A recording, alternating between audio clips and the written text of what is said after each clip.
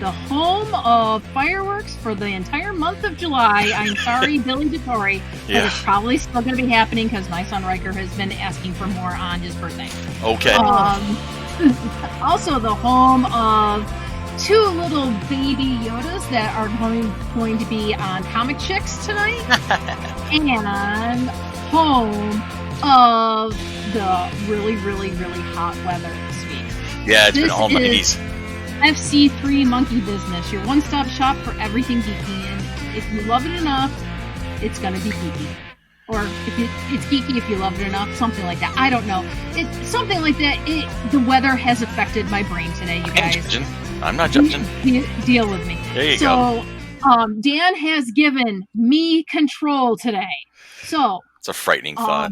Our producer extraordinaire, our new producer extraordinaire, Dan Carmen, is not in the building tonight. He is on vacation. He's enjoying some lakeside retreat action. No, he's not. He's doing work. Yeah, you said work. Oh, is he? Emailed. Yeah, he's not at the lake anymore. He's home doing work. Oh, wow. Okay, I thought he was still. All right. You read work as lake. I see it. I don't know. I had hopes. You were in the sun today.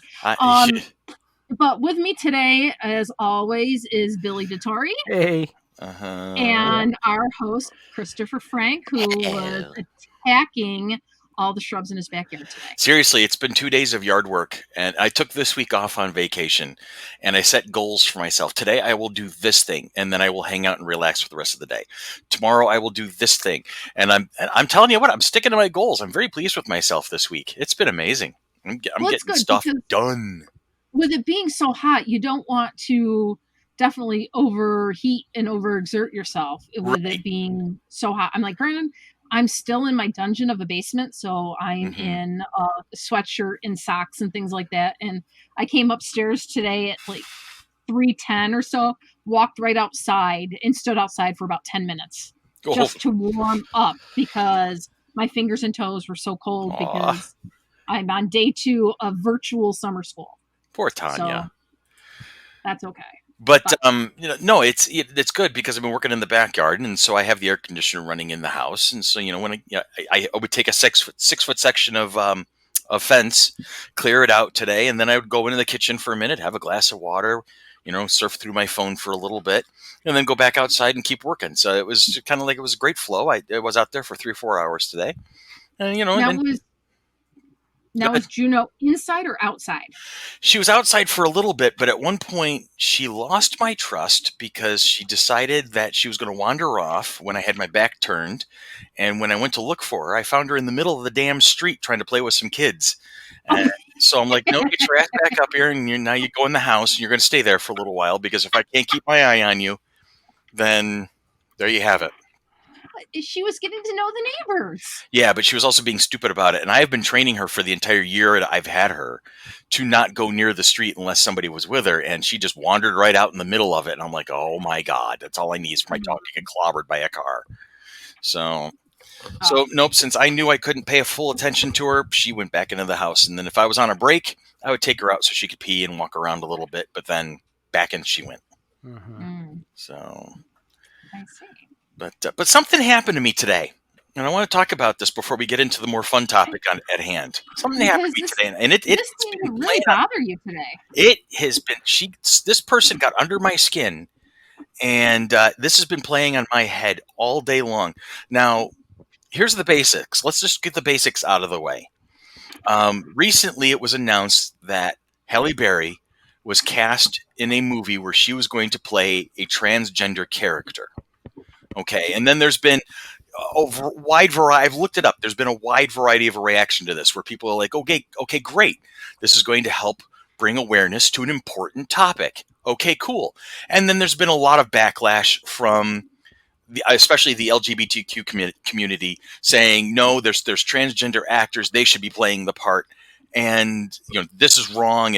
And some of them were outright attacking Halle Berry. And I'm like, she's just an actress taking a job. So a friend of ours posted something about it and voiced their concerns, which valid. Okay, I get it. But I posed the question. I'm like, is this really that dramatic of a thing?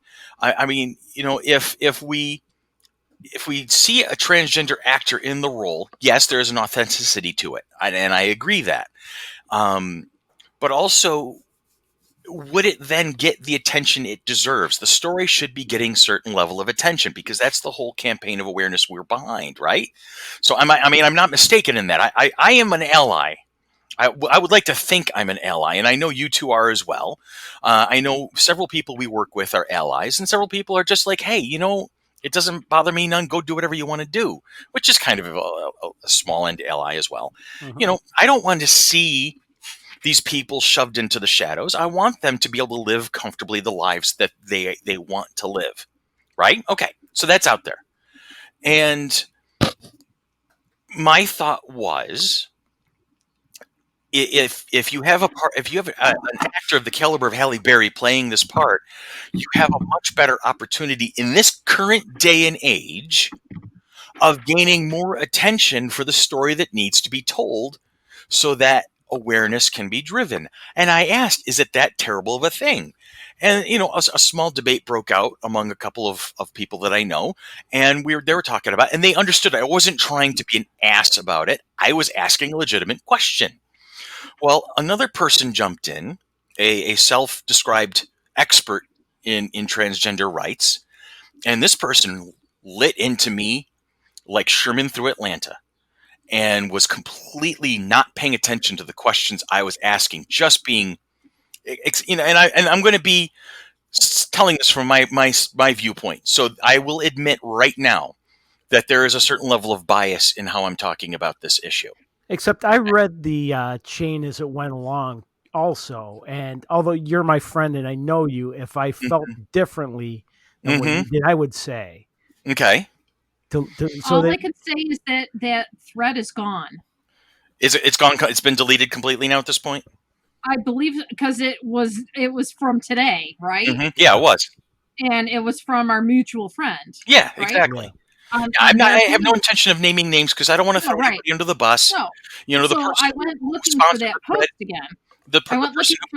Go ahead, Tanya. Go ahead. We're talking over each other. Go. I went looking for that post again because I did see it this morning, but I didn't read all of it, and I saw the person kind of jumping down your throat when you were truly asking the questions as a person that wants to know, not as a person that kind of is working in the geeky type industry that would not want that wouldn't want to know for the movie aspect. Right. That you really wanted to know what their thought was on it, and that you wanted to know the answers to this because you want to have all the information, so there's no judgment. Right. And am I wrong in thinking this person was excessively condescending in the way they were speaking to me? No, they were, yes. They were. And the little part that I said, yes, they just jumped all over you when you're like, oh, wait, I found it. Okay. It was from one day ago. I found it. Okay. Go ahead. No, it's just, it boggled the imagination how they were just not understanding what I was trying to ask, not understanding that I was actually wanting to help, but this is the message. This is why I bring this all up. There are going to be varying levels of ally, and none of them are wrong. There are going to be people who just peacefully want to be left alone, and they're going to look at this and they're going to say, I just want them to be happy. Leave me alone. I don't want any part of this. I don't need to be a part of this.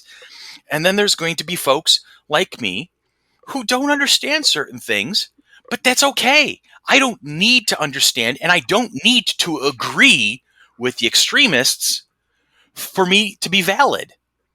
If somebody from that particular community, the LGBTQ plus community, comes up to me and says, Chris, this is who I am, this is what I want to be, and this is how I'm going to live my life, I'm not even going to bat an eyelash. I want you to be happy. I don't want you to.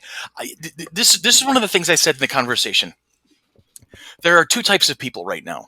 There are people who want this conversation to end because they're ignorant and because they're short-sighted and they don't want to be bothered.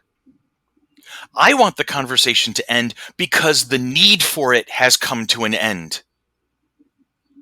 I want a world where people can live the way they want to live in perfect harmony and equality and equity and everything and all points in between.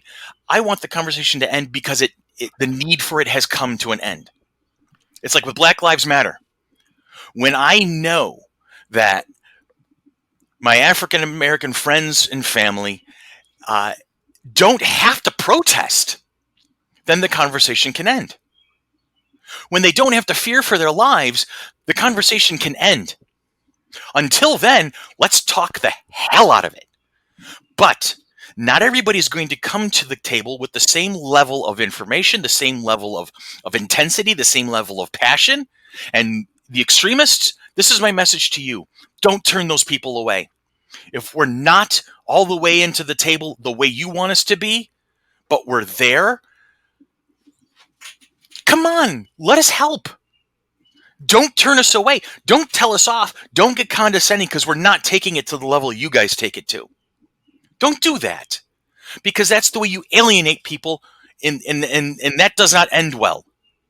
Now, I can safely say with assurance that this person has not alienated me from the cause.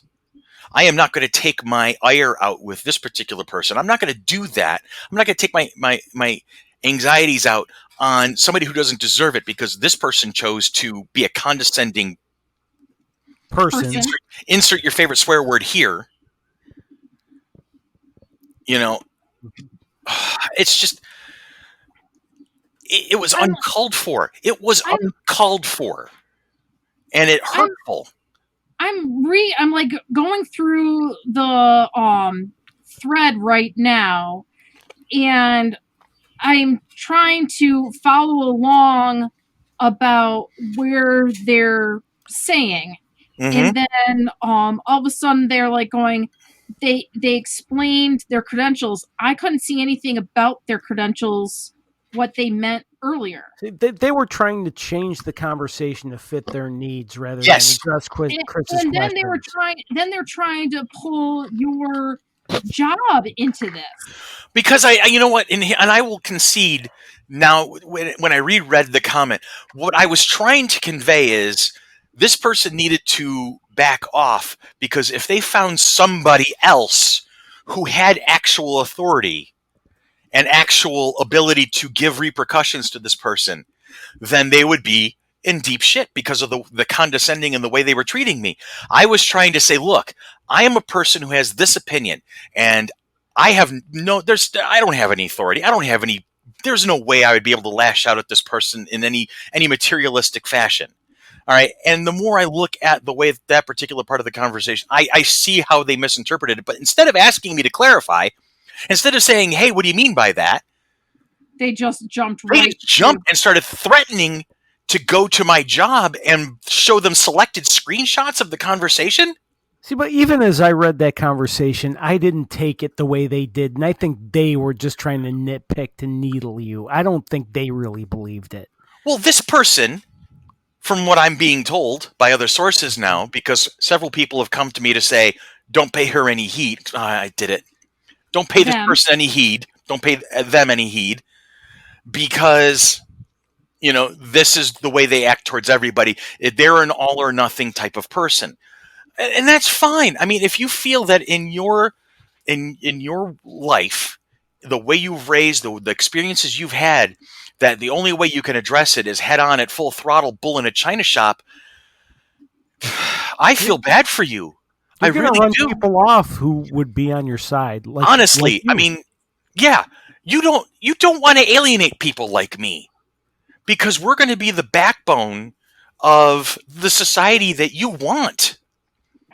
Because not everybody is going to be as into these issues as you are, right? But we also support your right to have that lifestyle, to have that freedom, to have that peace of mind that you can live and identify the way you want to. I don't have to understand it. I don't need to understand it. And there are several parts of this particular community I don't understand. And I've said that before. But you know what? That doesn't change the fact that I respect your right to have it. I respect your desire to want to live that life. And to be challenged by somebody who didn't bother to get to know me, has never even spoken to me directly about it. As you can tell, I'm really fucking angry. I'm angry today. You are. So, and I don't know if you happen to have finished the thread that they do apologize to you for misinterpreting your statement. Well, they apologized. No, they apologized to the original poster. They didn't. They were great at tagging me and coming after me directly, Right. but when they wanted to apologize, they went to the original poster and said, "Oh, well, then we apologize to Chris for misinterpreting." Which, fine, thank you. I accept it, but I'm accepting it in slightly tongue-in-cheek fashion because now you don't want to talk to me directly? You could go ahead and insult me and threaten me to my face, but now you're going to apologize to me through somebody else? That's cowardice. That's cowardice. And I'm sorry, whatever I saw in here, I did not see that it was patient and gentle education. Yeah, that's condescending. Patient, gentle education. Please, condescend. I was an English major. I know what those words mean. Don't try to outthink me. I'm smarter than you. You're a better educated person. I'm speaking to you directly. You're better educated in the matter at hand. Fine, I concede that. But you're not better educated in the English language. Don't insult my intelligence. On that note, maybe we should take a quick break and let Chris calm down. That's fair. That's fair. And I appreciate all of my listeners that are still with us. That are still with us and letting me have my Dr. Phil moment. Yay. Sometimes it's very cathartic. And to get all of that stuff off of your chest, because I know how much that bothers you, because you do want to know, you do want to learn. You're not biased or racist or prejudiced or anything like that. Yep. There's things that you don't understand, I don't understand, Billy doesn't understand, and we want to know so we can understand and we can be respectful of anyone's life decisions and choices and things like that, because that's what makes us such a great world and community and things like that. Yeah. And I'm sorry, what is very, very frustrating is the written word. When you don't see somebody's facial expression and hear the tone, you misinterpret everything. Well, I'm equally screwed there. Because when I'm in person with people, people are less likely to take me on because I'm 6'5", 250 pounds. So they automatically assume that since I'm this towering presence, that I'm going to use that and throw my size around to intimidate. I've had to, when people get into arguments with me, I've had to sit down. I will willingly find a chair and lower myself so that they can stand above me, so that they feel more comfortable in arguing with me. I will actually lower myself to make somebody feel better about arguing with me. Not that this person who pissed on me today bothered to figure that out. But truly, and that's where a lot of things start to become misinterpreted is when it's over text, because we're trying to do or Facebook or social media or whatever, and people automatically jump to the worst conclusions. So, like, perfect example this afternoon, I'm driving through Wendy's. Yeah. I get a text message from yours truly, Christopher Frank. Hello. Wait, how did it go? How did it go? Let me go back and I have a problem or something like that. I'm experiencing a problem. I don't remember. Hold on, I have it. So I have a problem. And that's that my response is okay with lots of dots, like, yeah. Oh, where are we going with this? Well, I was texting you and I was getting phone calls at the same time, so that's why there was a delay. That's why, so I'm just like, I'm jumping to the worst possible conclusion, but yeah, I'm trying not to let my tone in my text message convey that. And I'm like, which is, and then you're like, I don't have whatever. And I'm like, oh, no problem. I can fix that type thing. And I appreciate that, by the way. But it's just so funny because there's been lots of texts that go back and forth, at least with us as the board, right, where we're talking about something, and then all of a sudden, bam, we're like full out at each other's throats over something that was misconstrued 10 texts ago because someone took it the wrong way, type thing. And it happens to everybody. Yep. And what I think what's worse is when it's hot outside, because you have no ability. The tempers flare much faster. But on that note, we are going to take a quick break, and then we're going to come back and we're going to talk a little bit about The Floor is Lava in some other reality TV shows. Are they still holding up, or are people like just done with certain TV shows? That type of thing. I don't know if anyone else looked at that, but I did.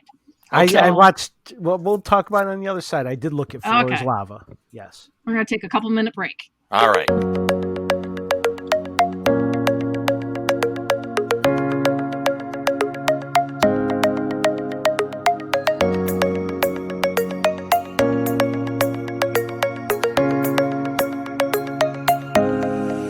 And we are back, ladies and gentlemen. I ran around the house a few times, did some laps, vented some energy. I appreciate you guys letting me have that moment there. It's important. You know, we've spent 150 some odd episodes, and we've talked about the fluffy stuff, and we've talked about fun stuff, and we've talked about serious stuff. We've touched on toxicity. We've touched on, you know, the way the world looks at things in our own way, right? So it's good that we don't shy away from those fights, because that's how, you know, that's how things don't get fixed. If you get these people to shy away from fights that should happen, then you run the risk of it just prolonging even further. So I appreciate that. You guys let me get it out. You did help me clarify a few things. And now we're going to go ahead. We're going to shift gears into something. We're going to be jarringly shifting gears here into something very light and fluffy. A show that we talked about briefly within the past couple of weeks on another podcast. Reality TV and game shows mixing yet again and creating The Floor is Lava. Now, I'm going to start with saying, why? I did watch a couple of episodes of it, and you know, I think my daughter's boyfriend Josh said something very insightful that helped me kind of crystallize my thinking on it. It always appears that fad television usually shows up at least 6 months to a year too late to mesh properly with the fad in question.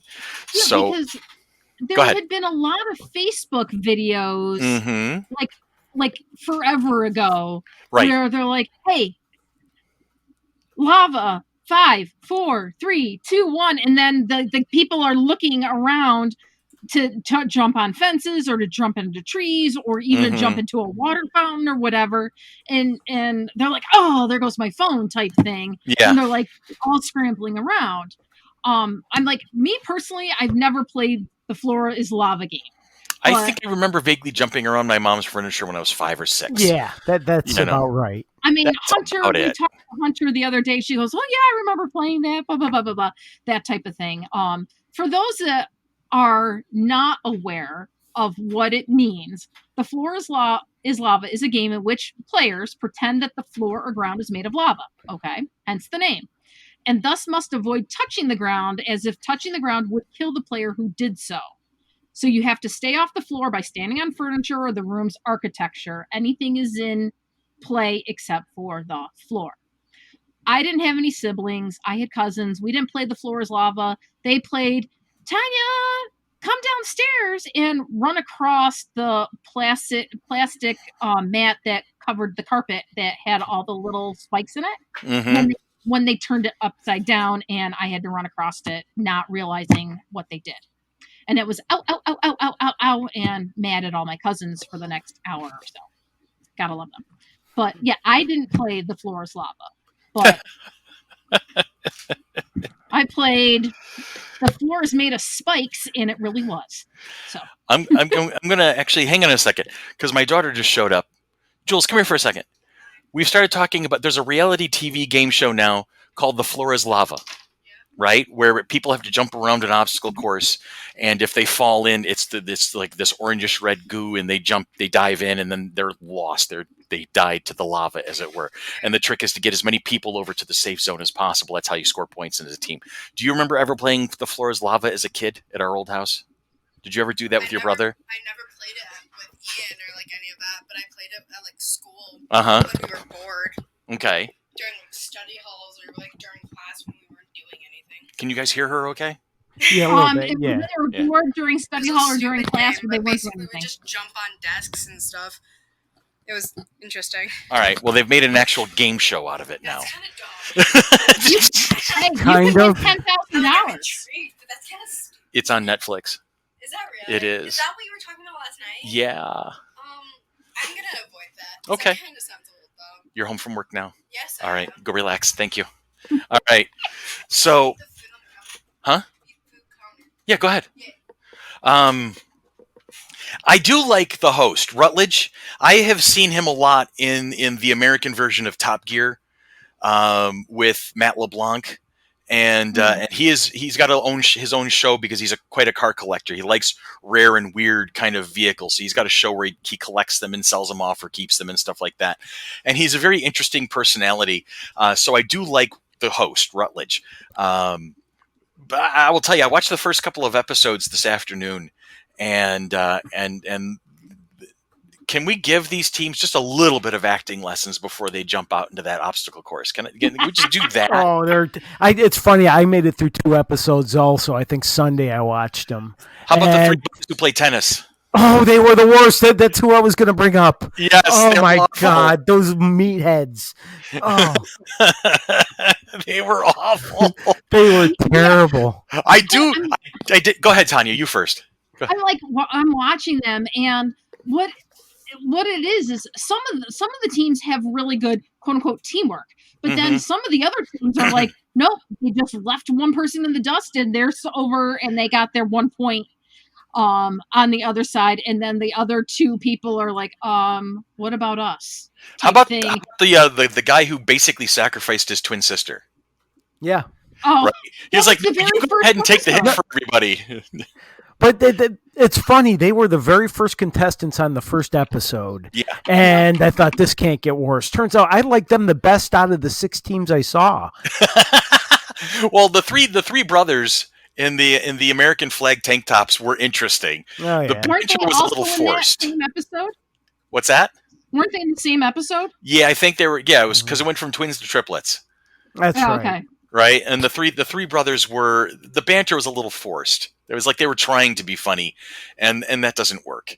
It's like when you put Tanya and I and a couple of others in an escape room, and let things just fly, then it gets interesting because the banter's not. It's just us working through things and yelling funny things at each other and whatnot, right? Mm-hmm. So that would be the kind of the vibe. But these guys knew they were going to be on TV, and they acted like it. So it's just like, what? They upped it. It was like... A couple things that sort of bothered me about this show. First, you never saw the 3 teams at the same time, which means they were all filmed completely separate times. Right. Mm-hmm. And I have a feeling that the host awarded each team the main prize, and then they inserted whoever really won. Yeah, that's a possibility. It just looks cheap to me. I don't know. It looks like it needs some more production values. Well, maybe should be bleachers or something so the other teams can be watching these guys. Yes. Or maybe they were each, because they were all in clean outfits. Mm-hmm. Maybe they were filmed, say you won at the beginning, blah, blah, blah, blah, blah, so they would have the reaction before they went in. So what you're doing is you're enhancing Billy's point to the fact that there is a lot of jiggery-pokery going on in the production of this. Very well could be. We don't know. Yeah. Oh, there's the floor is lava burning questions answered from like 3 days ago. While you guys talk, I'm going to open this and see what happens. I would like to not focus on just what I didn't like, because I do not like the show. I thought it was cheesy and silly, and the contestants were when it came to their athleticism, I'm not worried about that. I'm not questioning that because they were definitely jumping around, and climbing things. Oh my God. So good on them, but the acting was horrible. However, I do want to focus on some of the cool things like I did. I do like the host, Rutledge. I think he's very he's very earnestly funny. And I'm glad you told me where he's from because I sort of liked him myself, and I didn't know, and I didn't bother to Google him to find out who he was. But I think he did a good job. And I do like the aspect of the show that there is no set path to the goal. There's like 3 or 4 different routes that somebody could take, and this was pointed out when we were talking about it the other day in one of the podcasts. And they go about the business and talking about it. And when they're setting up the room, they're saying, oh, they can go this way, or they can go this way, or they can go this way, or they can surprise us and we don't know. I think that's kind of cool, that open world kind of aspect of it. I mean, there is a certain limit to it, but it's not like Wipeout where you have to go or American Ninja Warrior. We have to do the same things in the same order, in the same way, and it's whoever does it fastest. There's a certain creativity involved. So I think that's kind of neat. Now, one thing I'm curious about just in my own brain is that I used to be a fairly big fan of both Survivor and Big Brother, who had reward challenges and veto challenges or whatever they were called. And I cared about those, and I was really excited to watching most of them while I was a fan. The athletic aspect of it and who would win this or win those challenges. And for some reason, I cared less during Floor is Lava. And I don't know if I found the contestants less likable. Maybe in Survivor and Big Brother, you got to know the personalities of the characters more before you put them in, who can swim to the other side of the island or whatever the fastest, or eat an octopus or whatever it was. The episodes here are like 25 to 32 minutes long. So I find, like myself, I fast forwarded through all the team talking parts where they were kind of describing what the team was like and things like that, and talking background, and went right to when they walk in and see the planetarium or the kitchen or the bedroom or the study or the basement for the first time. And then they're like, the floor is lava, that type of thing. And then I would fast forward between the start of the next team until their challenge started. So, I mean, I was able to watch all 8 episodes or 10 episodes, however many episodes there were, in a matter of like a day. Right. Because I just kept fast forwarding through it. And then it was like Friday night or whatever, I was watching it. And there was a team of 2 going head to head against another team of 2. So it's not just always a team of 3. I see. Okay. So sometimes there was a team of 2. And what I find is you have to have some semblance of athleticism in order to participate in this, because I'm sorry, I know I could not do the monkey bars in the kitchen with the pots or in the canoe. And if anyone saw... I'd be in the lava in the first jump, because my athleticism disappeared a half a lifetime ago. Well, there goes the Monkey Business team. Yeah, no kidding. Well, and that's what I'm like thinking. I'm like, oh my God, you have to be somehow in some type of shape in order to participate in this. And when I'm sorry, when those people miss a jump, it looks like it effing hurts a lot. Or even when they land the jump. On the Easter Island heads. Yes. I'm just like, the mother who was planted on one of them. I felt bad for her. I may have made the jump, but I'm not getting up. You guys go on without me. I'm going to be like the cop in the Buddy movie. You guys go on without me. Yeah. I can't imagine the bruises that they had coming off of that, because stuff can't be soft. No. It couldn't have been easy at all. No, so I don't want to, like I said, I don't want to throw shade on the athleticism, because these people really had to move around and put themselves through things to get from point A to point B, right? And that was, I think, another cool part of the fact that it was so open world, is there was a lack of certainty, because they would go to one particular spot and then they suddenly couldn't figure out where to go next. I mean, that there is a certain level of challenge involved. Okay, cool. So that was kind of neat. I'm just wondering if the show in the overall really was, that quality TV. I think it's overproduced. I think it's what we were talking about just a moment ago. But I don't know. No, I was just. It's funny. They were looking at it. It's like, they're like, when people fall into the lava, did you tell them to make it as dramatic as possible? He's like, the one of the producers, McGrath, goes, it's so funny. We didn't tell them to act. We told everybody to have fun with it and really go for it. Push, pull, swing, climb, play, use everything in the room. But we never told people to act in any way. I think that's just what happens. I think when you're playing this and you're in that room and there's 100,000 gallons of lava in front of you, boiling and bubbling and smoking, you just turn into your 8-year-old self again. And you're playing. And that's what you did when you played in your parents' basement. When your brother touched the carpet, you would always say, no, in that fun way. I think so. He thinks people just went for it. We really had good contestants, and they really had a good time with it. They were also saying that, where was it? About the things that they learned from this first season, that everything was custom built for the show. Mm-hmm. Even the couches, they had taken a couch, stripped it all down, and did a steel frame reinforcement, and then had to change what the cushions were made of so that they could survive the lava.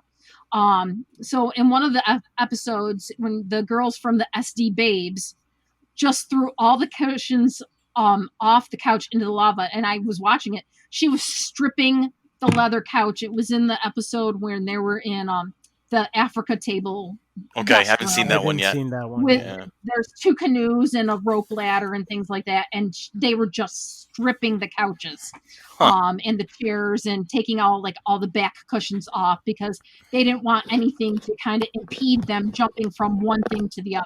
Okay. I'm like, okay, so they're like, so they have to make sure that everything is basically lava proof. So the stuff that they were testing wasn't ever really the finished product in that pool. So they could change handholds, make it harder, make it easier, do a lot of testing, that type of stuff. And it's coming back next season. I don't know if it's going to be a room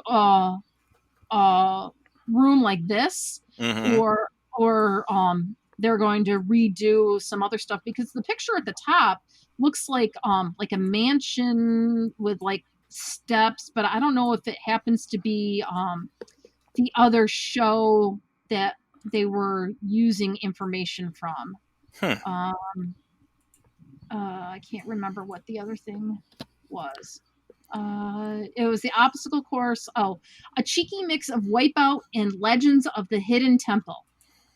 So now I want to go see what Legends of the Hidden Temple are. I believe it was like a Nickelodeon game show of some sort with an Indiana Jones. It was sort of an Indiana Jones themed show, I believe, in terms of challenges and that.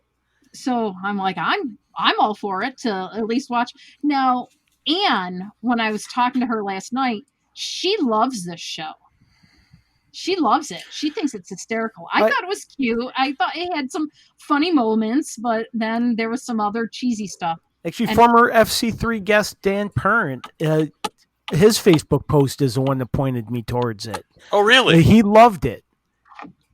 Huh. And he and I have a lot of stuff in common in terms of things we like and enjoy. So I thought I was going to love it. And I didn't, but maybe I'll give it another chance because I do have a couple thoughts. First, Tanya, does your Q&A say what happens when the person falls into the lava? Is there a place that, well, no, but for real, where does the person go? Can they, they don't stop the taping to get the person out of the stuff, I'm assuming. Is there a place where they swim underwater and get out underneath somehow? Well, I know they do creative editing, so it looks like they did it, but because but the challenge is timed, and you wouldn't want to disrupt the timing of the swim out, game. I would assume.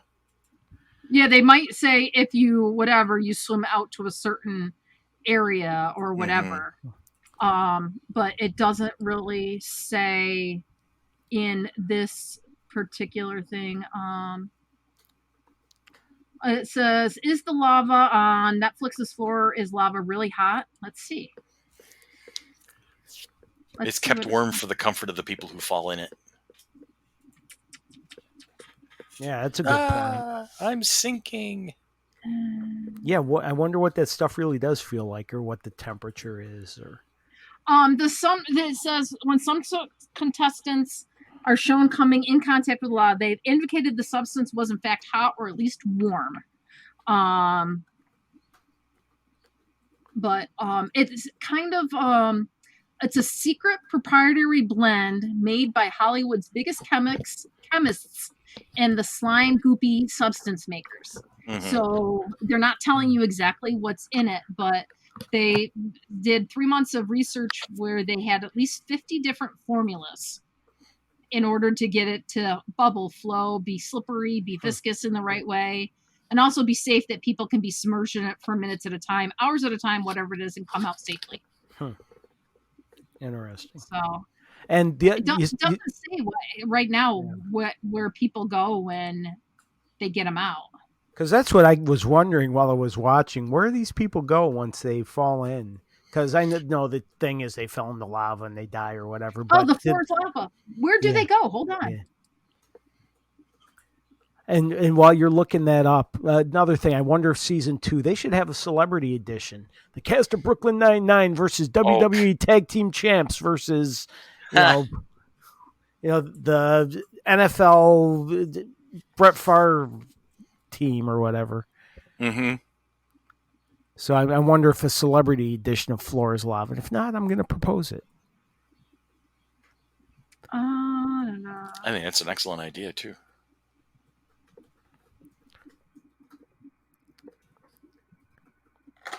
Oops, there goes my ice. My ice just... You all right over there? Dropping stuff? No, I had a glass of water and the ice sort of rearranged itself. Gotcha. Are we? Tanya? What are you looking for again? It says what happens when the people are presumed dead. Okay. It says if the viewer observes carefully, they'll notice a pattern that's quite evident once everything is pieced together. The show doesn't explain where the person has disappeared to, but its smart editing work certainly does. After the teammates show their varying levels of surprise, the show quickly switches to a replay, mostly a slow-mo at the failed attempt on a loop. That makes sense. This interestingly gives the drowned person ample time to emerge out of the liquid and make a quick exit, something that obviously gets edited out. But the clock can still keep running while the person... Yes, because the other ones are still trying to... The other two are trying to, or other one is still trying to get across to the... They're the safe zone. Supposedly get taken to another room where they watch the amusing antics of the remaining team members as they try to reach the exit. And dry off. A sillier theory that's also being discussed is the possibility of a manhole on the floor of the room that could be opened up for the contestant to escape from once they That was that's what I was thinking, to be honest with you. Supposing it is like a drain at the bottom of the swimming pool, its opening could cause a bit of the lava to seep through. Not that it would matter as the rooms have gallons full of bubbling red liquid. Another Twitter user brought up the theory of an underwater scuba team. I think that's completely impractical. That stays put below the waves of lava, waiting for someone to sink in. And as soon as someone slips and slides off an assuming bar stool or the replica of Mars, the experts come in and whisk the person away. Kind of like National Treasure. As unlikely as it sounds, it does make the theory of editing seem much likelier in comparison. But they are quite tight-lipped about the whole situation, which provides a menacing level of mystery to the show. The contestants certainly don't die, and neither are they kept hostage under the lava. So for what happens to the contestants when they disappear into the lava, Wood replied with, "Haha, we can't say," adding more fuel to the fire. So even he said, "I can't tell you." So, but you're going to anyway. So chances are, they're probably swimming out while there's editing going on of everything on a loop. While they show the replay of the failed attempt at whatever the person was doing. Right. But oh my god, when you have to get at least to like the bedroom room and watch everyone trying to jump on and off of the bed. The spinning bed. I did see that one. Episode, yeah. Oh my god, I would be so sick. I was looking at him like, oh my god, I would be so sick. Go and try. The whole point. No, the best way to do that one is you would because I've been in a similar situation. I was an obstacle course where there was a spinning component. Is you work your way to the middle immediately, and then just start jogging in place so you can keep yourself facing one direction, and you let the thing spin under your feet. So you just keep moving your feet so that it's spinning, but you're not. And that's how you prevent getting dizzy in a situation like that. Depending on how fast the item is spinning, you really got to move your feet, but it allows you to at least not get dizzy, so you have that ability to stick with it. Okay. So there's a hint for you. But yeah, and watching it on TV, it looks like some of the obstacles are closer than what they say they are. I mean, some of them are like 6-7 feet apart. Yeah, but there are some jumps that had to be done. TV. Yeah, so I don't know. It's interesting. Yeah, I mean, like I said, I don't want to diss the athleticism, right? Because these people do have to be moving and jumping and diving and things, and it's tough. It's tough. And the dexterity to stop their forward momentum on something slippery. Mm-hmm. Yeah. Because you can see how slippery it is. Just like the planetarium, the flat Earth, the one woman's feet came right out from underneath her. Really? And, I didn't see that one yet. Fortunately, she caught herself, but like she jumped, her feet came out, and she landed on her rear end, but never fell in. But it was. This show sounds like it's one bad fall away from a lawsuit, to be honest with you. I'm assuming there's a lot of waivers signed in regards to this. Right. So, I don't know. But looking at okay, so this is the newest game show. Has anyone seen the preview for Cannonball? No, I've never even heard of it until you mentioned it just now. That's starting, I think, next week. Hold on. I'm going to take a guess. It has something to do with the Cannonball Run. There you go. It's a car chase, isn't it? Or a race. Cannonball TV show USA 2020. This is hosted by WWE superstar Mike the Miz. Okay, Mizanin? Yeah, Mizanin. Yeah, I'm not sure. He goes by the Miz in wrestling. Miz. He's the Cannonball Miz. Premieres this summer on the USA Network. It's a water-based action game show. Okay, way wrong. That you have 24 contestants take on a series of inflatable games and physical challenges. Like what I have seen is like a big surfboard suspended from a wire, and people step out onto the surfboard and are trying to get across and stay balanced on that surfboard. It was every trailer I have seen. And I'm like, oh my God. So I think this is even bigger and better than Wipeout. It says, featuring contestants from all across America who face off in the biggest, wettest, slipperiest water sports competition ever created. So that is coming out, let's see.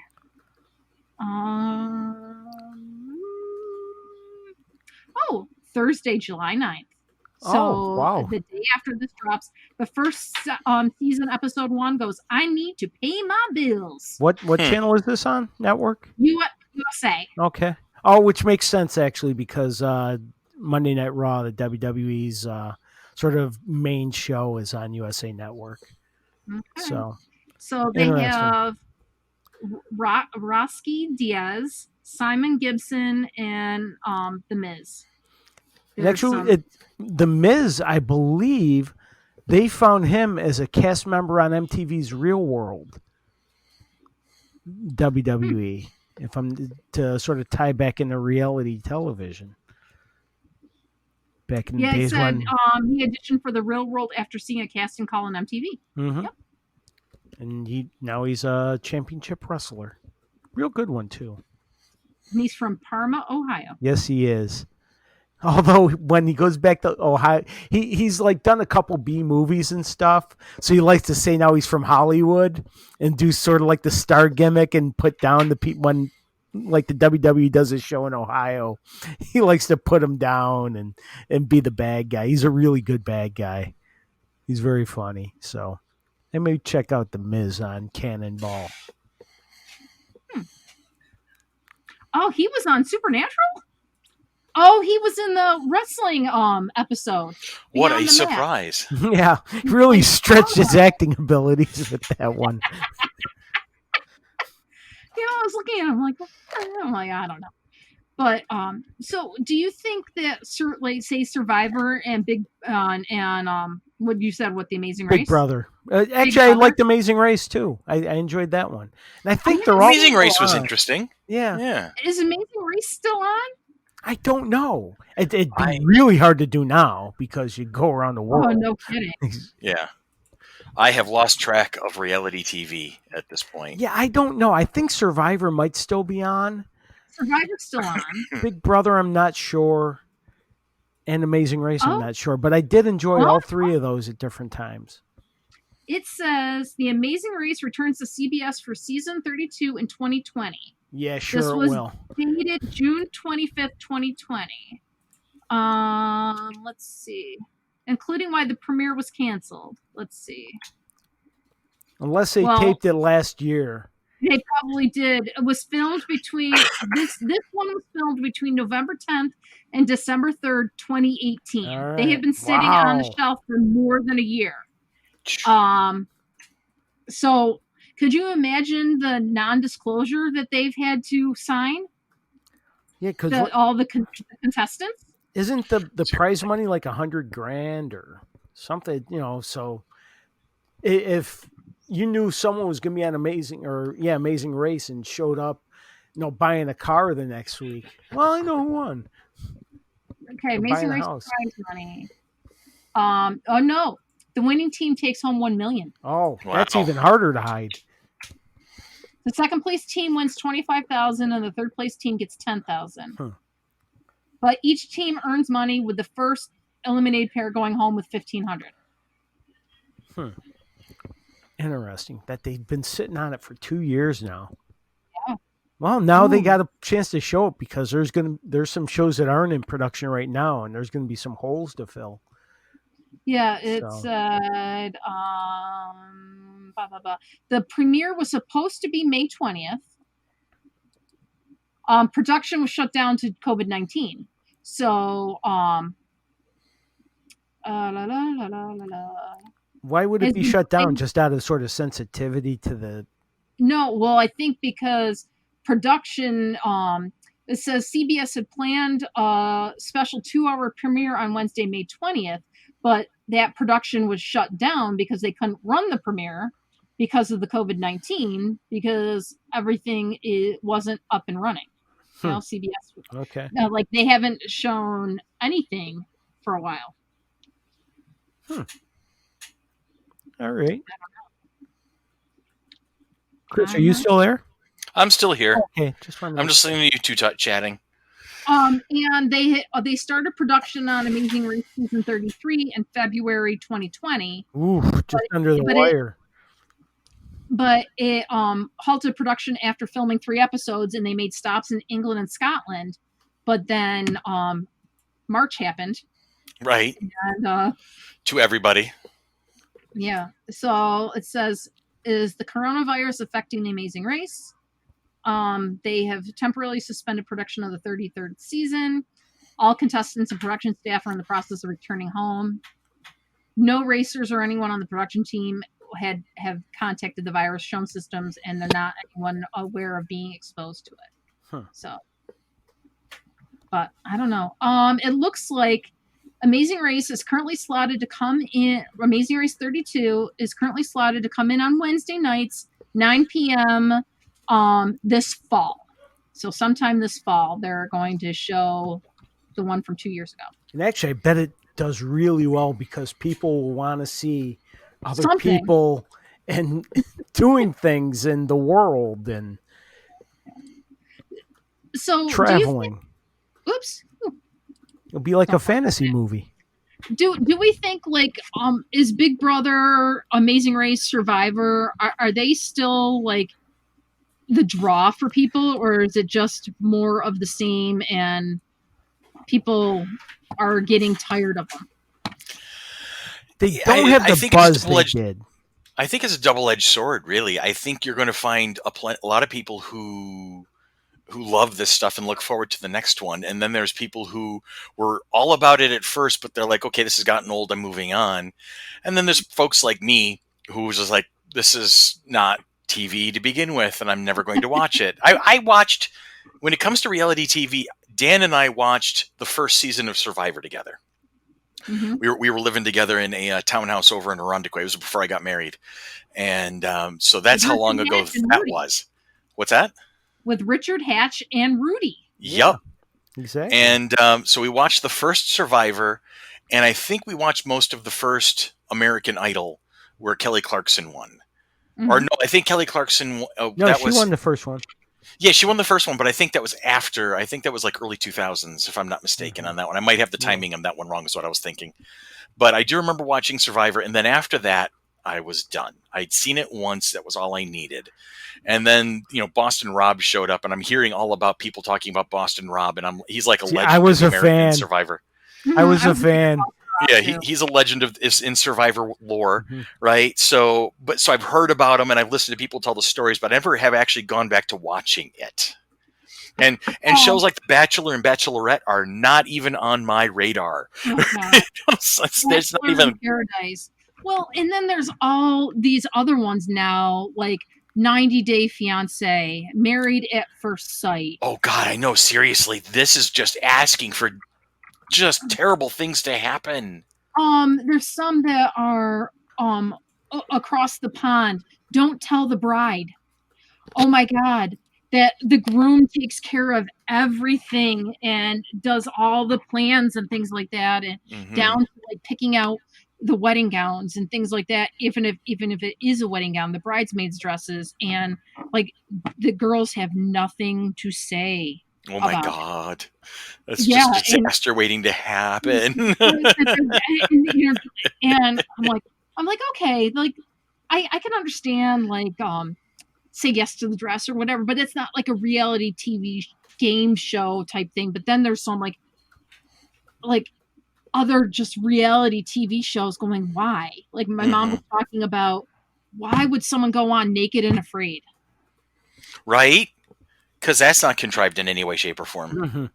I'm like, oh, no. I'm like, so, I mean. Otherwise known as the next episode of FC3 Monkey Business. Naked and Afraid. I did watch The Quest, though. It was a one-season thing. It was a fantasy-based reality competition. And that's the only real. They had paladins. And they have epic challenges, and it was only one season. I remember that one. Yeah, that was actually kind of clever. I do remember that one. In Everrealm, a land of magic and malevolence created by the producers from Lord of the Rings franchise and The Amazing Race. Yeah, no, that was a fun one. I do remember that. That was kind of interesting. Of course, I'm also fairly fond of Renaissance festivals, so that kind of bled into it. Right, and so therefore they kind of like went to what you like. So of course you're going to do that, but yeah, I don't know. So I'm just like looking at this going, I don't know. But as someone that was a fan of Survivor, Big Brother, Amazing Race, I did just sort of get tired. I enjoyed it, and I bet that if I turned it on, I'd get caught up into the storylines and the games again. But at one point, over a break, either something else showed up that I wanted to watch instead, or whatever. But not maybe it was American Idol. I did like American Idol for a couple seasons because I'm a music fan and I got to hear people sing. Some of them really, really good. So but I got tired of those. I love superheroes. I get tired of the CW shows after a while and sort of tap out after a bit. Okay. There was no show I liked more than Riverdale for a while, and I haven't seen or Supergirl, and I haven't seen either of those in a few seasons. Well, you know my mantra. I haven't caught up on CW shows in such a long time. I've forgotten they even existed on. And I'm sure if I occasions. turned them on, I would love them. To be honest, True, with you. That's a fair point. But I haven't in years. I find other things like right now I'm watching Pushing Daisies, which is a show from 2007, and I love it. And it's only 2 seasons, so I know I'll get through it quick. There you go. So I don't know, but I know we could probably still go on to other reality shows and things like that, and that's probably a conversation for another day. So I think at this point, maybe we'll take another quick break and then come back, and hopefully we'll have a question of the week. I have an idea. I don't have Dan's list. So then we're in good shape because Billy has an idea. I have an idea. I'll run it through the break. There you go. All right. So we are going to break right about now.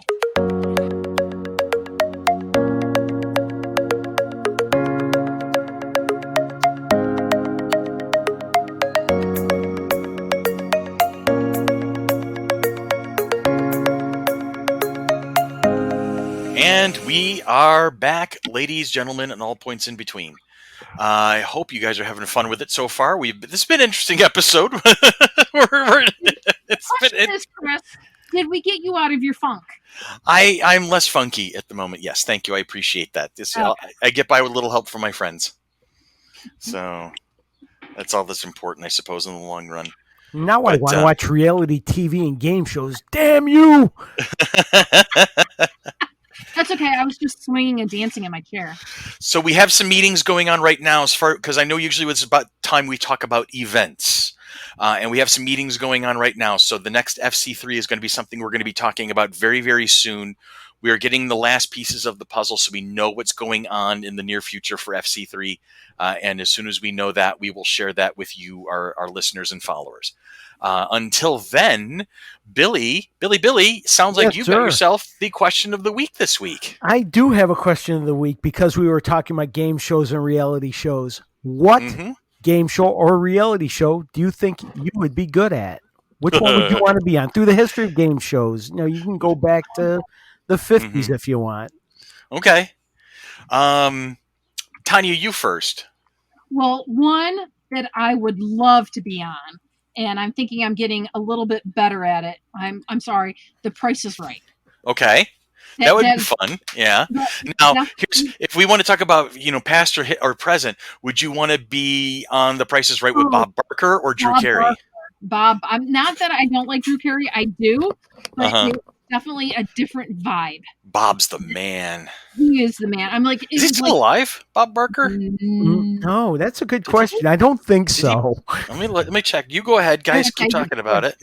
So definitely, The Price is Right is one of them. And I know I personally could not do like American Ninja Warrior and things like that because I am not athletic whatsoever. But another one, Bob is still alive. Oh my God. He is 96 years old. His birthday is December 12th, but he is hanging in there and trucking right along. So I think, The Price is Right is one of them. Okay. I want to say, I do like Wheel of Fortune. That was one. I can do a little bit of Jeopardy, but I'm not super good at it. I want Press Your Luck. No whammy.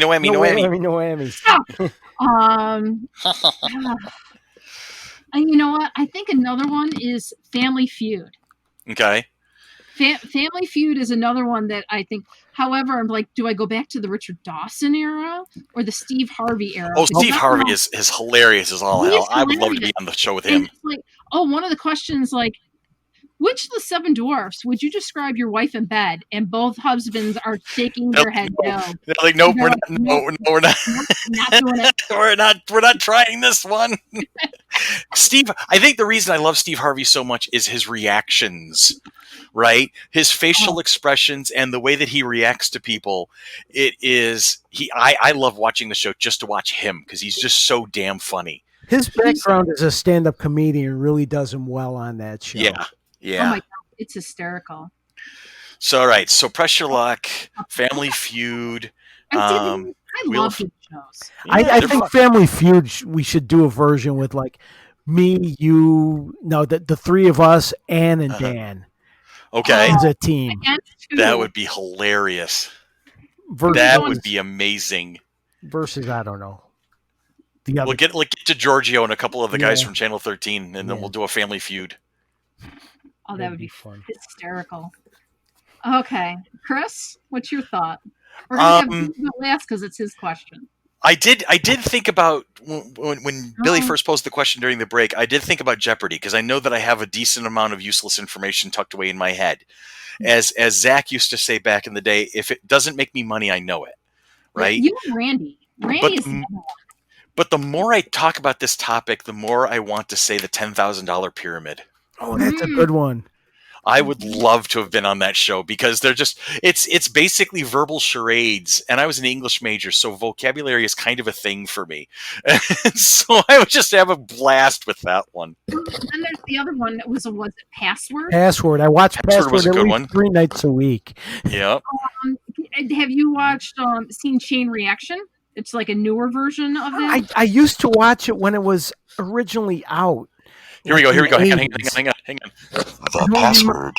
The password is friction. Yeah, I'm gonna get myself smacked for that one.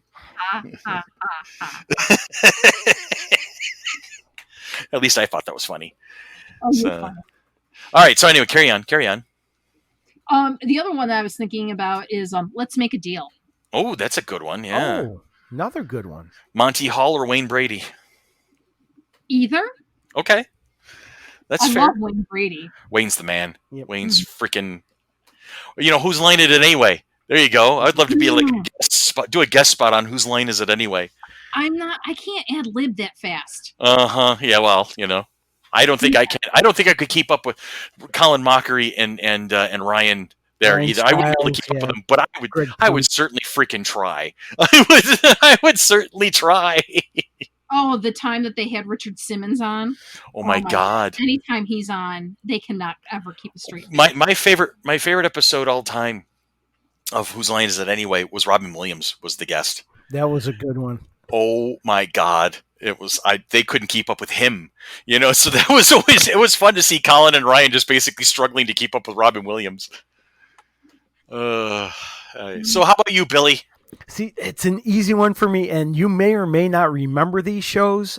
You might, Chris. Do you remember Remote Control on MTV? Oh God, yes, on MTV. Yes, with Colin Quinn. Colin Quinn was the sidekick. The main host was Ken Ober. Ken Ober. I was trying to. I was going to say Sal something, but Ken Ober. Yeah. And there was a female sidekick that rotated. There was a few different ones. Marisol Massey. Marisol. Kari Warrer was amazing. Yes. Kari Warrer.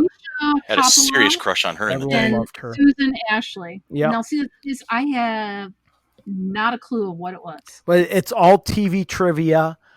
And done very sillily. I mean, there's like little sketches. MTV fashion.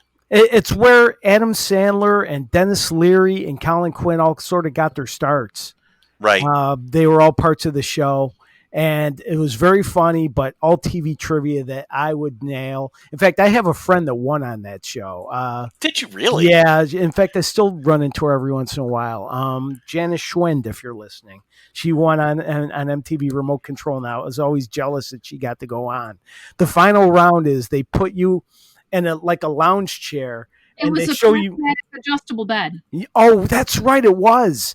And then they show you was it 10 MTV videos, and you had to guess what all them were based on the short clips? Yes. Am I guessing the final round correctly? Something about that there were images or whatever. Images from MTV videos, like music videos, and you had to guess what they were within 30 seconds or 60 seconds or something. They had the grand prize round. They had the MTV version, facing a wall and 9 TV sets. Some were turned sideways, upside down. They were playing each a different music video simultaneously. They had to identify the artists in the videos. Correct awarded a prize and shut that TV off. If you were able to identify all 9 within 30 seconds, you won the grand prize. Usually a trip or a car or a trip, $5,000 in celebrity episodes. It says before the clock started ticking, the contestant was given a split-second glimpse of every video at once. You could pass on a video and return to it after playing all 9 if time remained on the clock. Yep, I'd be good at that show, although not as good at the final grand prize round, whatever they called it. I knew the TV trivia like the back of my hand, though. And another one, Rock and Roll Jeopardy, which was a version of Jeopardy. Yeah. It was on VH1, and it's exactly what it was. All the categories and questions had to do with music, and the host was Survivor's Jeff Probst. Oh, I remember that now. Yeah, wow, that's digging deep. What was the other show? Rock and Roll Jeopardy. It's a version of Jeopardy with all music trivia. Or music questions. I can understand why that would be an appeal for you. So, those are my choices. Although, Cool. watching, like I said, I spend at least a couple nights a week watching old game shows. I have a channel called Buzzer that shows game shows from the 70s and 80s. And for some reason, Card Sharks is my favorite. It's the stupidest show in the world, and I love it. Where it starts off with the host, Jim Perry, asking a question. We asked 100 school teachers, how many people think their kids would be able to graduate high school? And you had to guess, I think the teachers say 75, and then the other percent. And then, like, whoever got that higher or lower got that right, then it just goes to the cards where, let's say you start out with a 5. I think the next you have like 5 cards in a row, and I think the next card's going to be higher. And then if it is, you get to guess again. And it's the stupidest show ever, and I can't stop. I can't watch it enough when it's on. Freeze. Exactly. Tanya's seen it. Oh, and then, of course, the other game, was it the match game? Match game, yeah. I watch Match Game still occasionally. Where you're given a thing by whatever the host was. Gene Rayburn. What is it? A story, and then it's like blank, whatever, and then the 6. You had to fill in the blank. Crazy Eddie is so dumb. How dumb is he? That he thinks pants are equal blank, and you have to fill in the blank exactly. Yeah, the classics. See if you can match Charles Nelson Riley and Brett. There you go. God. And Paul Lind, Hollywood Squares. Yeah, Paul Lind was Hollywood Squares. Yeah. Oh man, I think we've exhausted that topic. Yes. That was a fun one, though. That was a good one. Oh man, now I want to go back and watch some of these. Oh, don't think I'm not going to. What do you think I'm doing once I'm done? Richard Dawson was on there. And they'd be drinking and smoking and not caring about what they said because they knew things would get bleeped out if they had to. I was watching an old episode of Password a couple weeks ago, and I was stunned to see George Papard was one of the celebrity contestants. He was the celebrity A-team, and he was smoking while he was playing, and it made me laugh out loud. Right, because watch something like that happen these days. Exactly. No kidding. But you know what? This was a really fun episode that started with The Floor is Lava and has just game shows, man. Game shows. I love game shows. I love board games. I love games. That's right. You're a board game fan. Well, you're a game fan. To a certain extent. There's one board game I cannot stand. There's a couple. We'll talk about that on another day. Tune in next week when we'll talk about things that Tani doesn't like. So this is where I would go, hey, Dan, Dan's punch it. Because I would then say, punch it. And then he would start playing the music. And then I would say, this has been FC3's Monkey Business, a product of the Mighty Monkey Corporation, purveyors and producers of the Flower City Comic-Con, coming at you hopefully sometime eventually. Follow us on Facebook, follow us on Twitter, follow us on Instagram, follow us wherever we go. and we'll lead you to where the entertainment is. You guys have a great week. Have a safe week, and we will talk to you again next week. Dun, dun. Dun, dun.